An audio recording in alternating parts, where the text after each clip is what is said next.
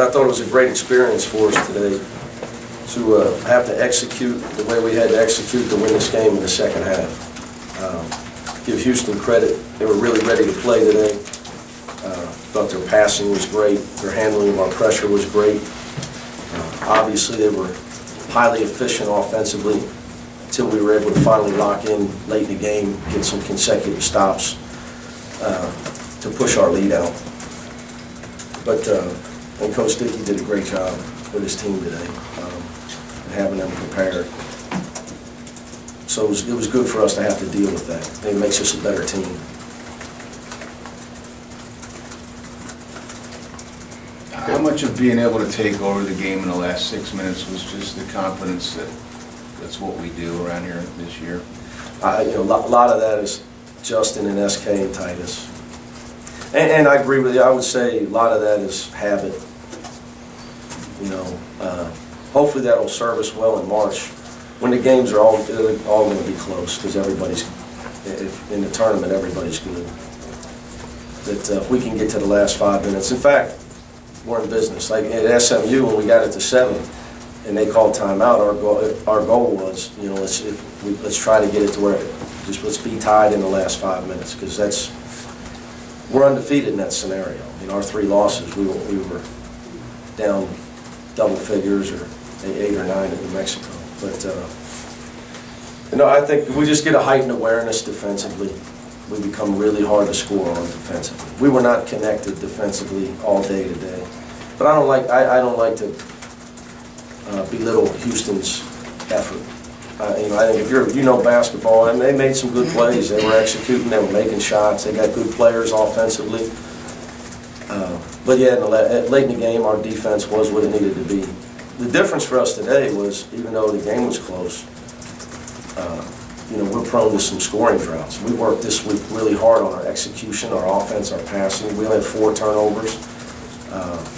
And we pretty much were getting the shots we wanted all day, especially as the game went on, our offense got better. And it needed to be, because we weren't stopping. Is there some gratification in winning a game with such an efficient offense? Because it's obviously not always been the norm. Well, I think again, when you get to March, you got to be able to win a multitude of ways if you're going to try to win 4 to 6 in a row. You know, you're not going to shut everybody out. You're going to have to be able to answer and counterpunch when kids are making plays, like Houston's guys were making plays today. You know, and you can't panic. You got to go down the other end and execute. So I was definitely pleased to see that. Like you said, your defense locked in the last 6 minutes or so, but until then, it's 2 games in a row they've been up over 50%, yep. And they pretty much took the ball to the basket whenever they wanted to. I think what people don't realize is how small we are. Until, like, you guys are sitting courtside, you're really looking. It's Houston versus us. You know, you sit there and say, it would have been really nice to have Jamari Strickland this year. And why it's so important to have Jermaine Lawrence back and to get him minutes. So hopefully by 2 or 3 weeks from now he gets comfortable again, because he's got size. But you know, they got offensive players. You know, they got guys who can make shots. They got, you know, Thomas around the rim is as good as you're going to see as far as explosiveness and finishing. Knowles was a top 40, 50 recruit. Dan Red Knowles. L.J. Rose was a top 50 recruit. You know, so was Tayshaun Thomas and Daniel House. I mean, they got they're starting 4 guys who are ranked in the top 100 according to Chad Brennan.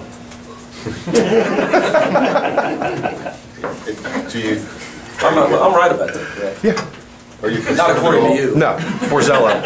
According to Jeff. All the teams are starting to figure out your defense, or are you just? Yeah, that's part of it too, Bill. You know, I think that that's part of it, and game plans to get the switch. They know a switch is coming, and trying to attack certain guys that may be not our best one-on-one defenders. Why is Shaq Thomas not taking the ball to the hole more the way he did today? Well, that's the million-dollar question. You know, Shaq is still learning how to be aggressive and compete on every play. And that's just a process for him. such a nice kid. But at times, he's just, let's be honest, he's in the past, he's tended to be too passive. And I made a commitment this week to ride him like secretary. I was like Ron Turcotte today, or all week. I just told him, because he came here and he put it, I tell my guys, you put your career in my hands, I got to find a way to get you where, I don't want you to say, hey, the guy didn't try. He let me be average. So I rode him pretty hard this week. But, why he's not always doing that, hard to say. Hard to say. I think for some players, finding themselves is a process. I think, Justin's found himself this year. It's like Jermaine Lawrence, Troy and Kev. Those guys, in practice, our red team beats our black team every other day. With Dave at the 5 and those other 4 guys. They beat them every other day, but it's just, they don't have the experience of the other guys. But Shaq is the guy, again, it talked about a guy that could be a consistent 12, 13, 14 a game. That's what we need. I think it's pretty obvious.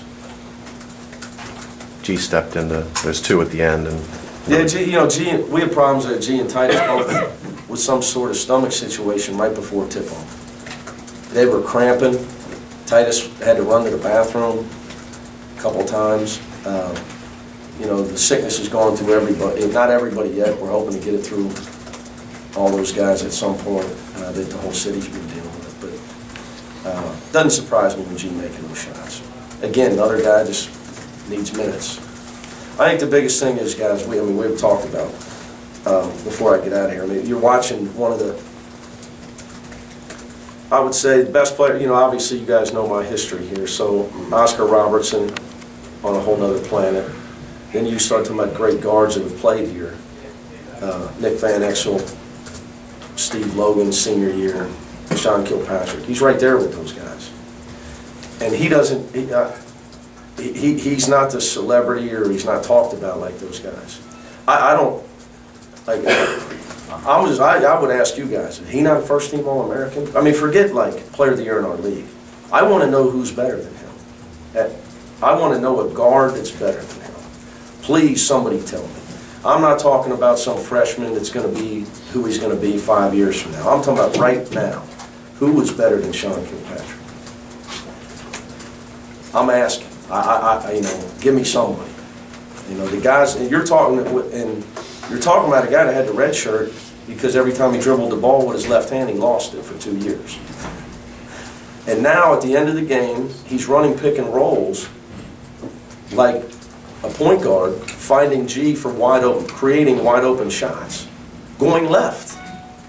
Him going left, like Tony Stubblefield and I recruited Sean Kilpatrick. We talk late at night, because we're still close. Like he watches our games and he's like, how is that happening? He can't believe it. But this guy has worked harder to be who he is probably than Steve had to, or Nick had to. They probably had more natural ability. This guy's, it's unbelievable. Obviously, it bothers you that he doesn't get more attention. Does it bother him?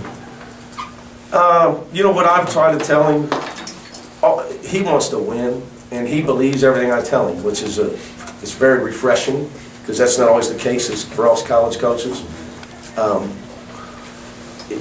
Winning will help him get what he wants, will validate who he is. Guards that make their team win get the attention. That's just the facts.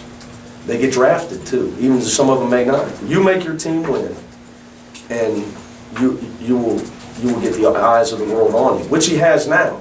But now, just like I told him in Louisville game, about 10 minutes ago, they were coming back, and I said I got to give him a rest at some point anyway. He had turned it over, so he took him out.